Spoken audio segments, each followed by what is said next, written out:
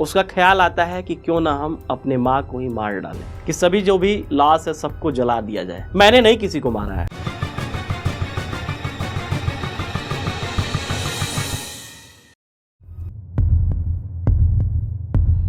कभी कभी कोई घटना सुनने के बाद ये विश्वास हो जाता है कि भारत में आज भी अंधविश्वास की जड़ें बहुत मजबूत है।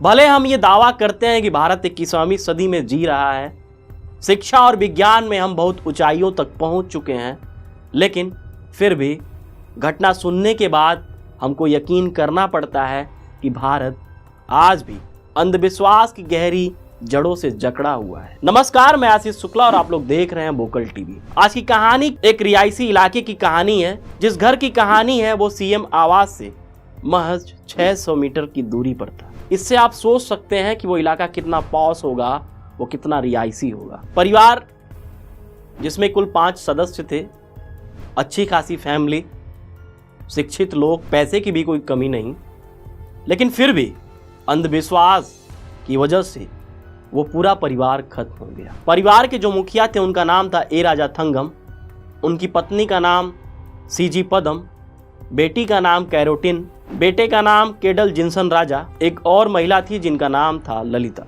आज की कहानी रूह और आत्मा से जुड़ी हुई है कि आखिर एक व्यक्ति जो रूह की चाहत में, आत्मा की चाहत में, आत्मा से बात करने के लिए अपने ही परिवार के सदस्यों की निर्मम हत्या कर देता है। जो परिवार के मुखिया थे ए राजा थंगम, वो प्रोफेसर के पद से रिटायर्ड हो चुके थे। उनकी पत्नी सीजी पदम जो कि डॉक्टर के पद से रिटायर हो चुकी थी।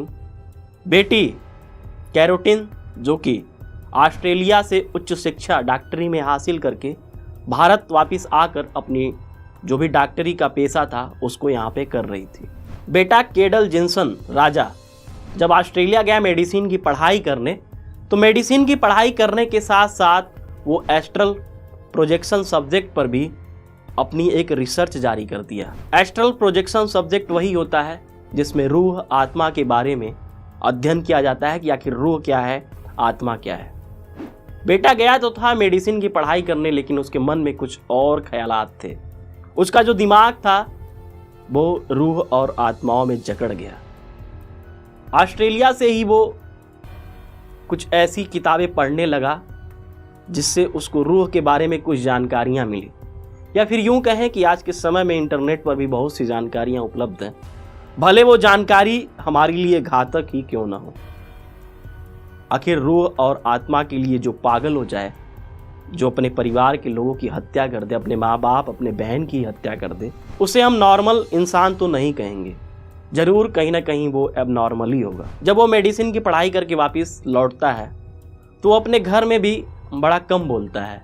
घर में रहता तो जरूर है, लेकिन परिवार वालों से बहुत अधिक उसका नाता रिश्ता नहीं रहता है।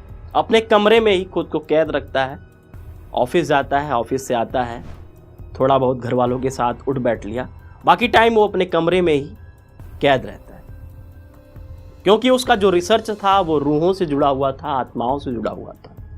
तो फिर इंसानों की उसको क्या जरूरत। जब वो एस्ट्रल प्रोजेक्शन सब्जेक्ट में बहुत अधिक डीप नॉलेज ले लिया तो वो सोचने लगा कि अब हमको जो हमारी शक्ति हमको प्राप्त हुई है, अब उस पर कोई ना कोई एक प्रयोग किया जाए। रूह और आत्मा से प्रयोग करने के लिए उसको एक शरीर चाहिए थी, जिंदा शरीर जिसको वो मार सके। ऐसा किताबों में भी लिखा है, ऐसे हमारे दर्शन भी बताते हैं कि शरीर बस मरती है, आत्मा तो अजर अमर है। शायद वही ख्याल उसको इस कृत्य तक पहुंचाने के लिए विवश कर दिया। वो जानना चाहता था कि आत्मा क्या है। घर में सब कुछ ठीक चल रहा था। अचानक से 5 अप्रैल 2017 को उसने सोचा कि क्यों ना अब हम अपने जो भी हमारा रिसर्च है उस पर हम कुछ आगे कार्य करें और रूह और आत्मा से बात करें। वो सोचता है कि हमको जिंदा शरीर कहाँ मिलेगी। उसका ख्याल आता है कि क्यों ना हम अपने माँ को ही मार डालें। बाजार से जाता है, 2 खंजर खरीद के लाता है और 17 अप्रैल के दिन बहन अपने पेशे से बाहर थी, पिता भी किसी कार्य से घर से बाहर गए थे। जो नौकरानी थी जो घर में काम करने आती थी वो खाना बना रही थी और माँ एक कमरे में लेटी हुई थी। वो उस नौकरानी के जाने का इंतजार करता है। नौकरानी जाती है तो ये पहुंच जाता अपनी माँ के कमरे में और खंजर से उनकी हत्या कर देता है और माँ की लाश के पास 3 घंटे बैठा रहता है, इस उम्मीद में कि रूह या फिर आत्मा निकलेगी और हमसे बात करेगी, मैं उसको अपने बस में कर लूँगा। 3 घंटे तक उसे न तो कोई रूह दिखाई देती है न कोई आत्मा दिखाई देती है कि वो उससे बात कर सके। अब वो योजना बनाता है कि अब घर में जो भी दिखाई देगा या फिर जो भी आएगा अब मैं फिर उसको मारूंगा। थोड़ी देर बाद डोरबेल बजती है। पिता आते हैं, पिता को उस कमरे में लेकर आता है और फिर उनकी भी उसी खंजर से हत्या कर देता है। लाश के पास बैठा रहता है उसी आस में कि रूह निकलेगी, आत्मा निकलेगी, मैं उसको अपने बस में करूंगा, उससे बातें करूंगा। इसी तरीके से बहन भी आती है, बहन की भी उसी तरीके से हत्या कर देता है। अंत में बचती हैं अब जो आंटी थी ललिता, उनके कमरे में जाता है, चूंकि उनको दिखाई कम देता था तो उनकी भी जाकर हत्या कर देता है। हत्या करने के बाद वो सोचता है, इंतजार करता है कि कभी तो कोई आत्मा निकलेगी, रूह निकलेगी और मुझसे बात करेगी, मैं उसको अपने बस में कर लूंगा। लेकिन ये कहीं ना कहीं अंधविश्वास ही था उसका। भला कोई आत्मा से या फिर रूह से बात कर सकता है? नहीं कर सकता है।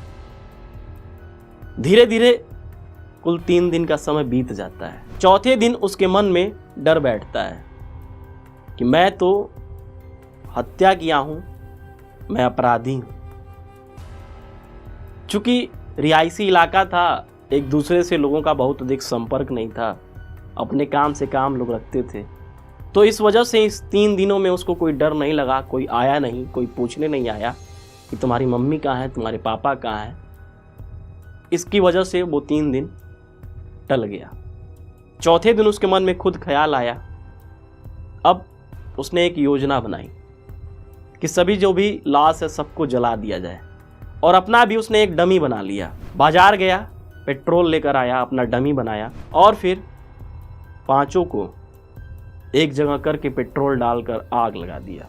शायद उसको ये ख्याल नहीं आया कि आग की लपटें तेज होंगी, जो धुआं होगा वो घर के बाहर जाएगा, लोग देखकर घर की तरफ दौड़ेंगे और मेरा राज खुल जाएगा। जब वो धुआं देखता है, अचानक से लपटें देखता आग की, तो वो डर जाता है कि मैं तो अब पकड़ा जाऊंगा। तुरंत वो अपना एक बैग उठाता है और घर से भाग जाता है स्टेशन। उसकी योजना ये थी कि मैं अब चेन्नई भाग जाऊंगा। इसकी जो गतिविधियां थी, जो इसकी हरकतें थी, वो बड़ी अजीब सी थी।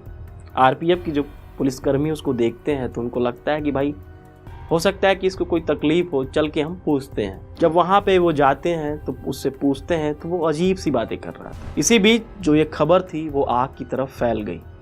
आखिर सीएम आवास से महज 600 मीटर की दूरी पर एक ही साथ 4-4 लाशें जलेंगी, तो ये खबर जंगल में जैसी आग फैलती है उसी तरीके से फैलेगी। उधर पुलिस पहुंचती है, देखती है तो 4 लाशें जल रही थीं और एक उसमें डमी था। इधर आरपीएफ के जवान केडल जिनसन राजा से पूछताछ जारी रखते हैं। ये अपना पता बताता है। आरपीएफ के जवान संपर्क करते हैं तो ये घटना, ये वारदात उनको समझ में आती है कि ये एक अपराधी है और ये एक जुर्म कहें या फिर संगीन अपराध करके भागने की फिराक में था। आरपीएफ के जवान लोकल पुलिस से तुरंत संपर्क करते हैं और इसको सौंप देते हैं। फिर इसके ऊपर कार्यवाही होती है। पहले तो कभी कभी ये जुर्म कबूल लेता है, फिर उस जुर्म से कहता है कि मेरा कोई नाता नहीं है, मेरा कोई ताल्लुकात नहीं है, मैंने नहीं किसी को मारा है। कुछ अजीब सी हरकतें करता है। फिर इसके ऊपर रिसर्च होता है, साइकोलॉजिस्ट आते हैं। इसकी जो मनोदशा थी वो बिल्कुल बिगड़ चुकी थी और आज के समय में वो जेल में बंद है और अपने आगे की जो भी सजा उसको काट रहा है। आज की कहानी हमें ये सोचने के लिए मजबूर करती है कि भारत में आज भी अंधविश्वास की जड़ें बहुत मजबूत है। लोग आज भी रूह और आत्मा के लिए कितने पागल हैं और किस हद तक जा सकते हैं ये आज आप लोगों ने सुना। तो आज के लिए बस इतना ही। अगले कहानी में हम फिर मिलेंगे एक नई कहानी के साथ, एक नए शीर्षक के साथ। तब तक के लिए इजाज़त दीजिए। धन्यवाद। जय हिंद, जय भारत।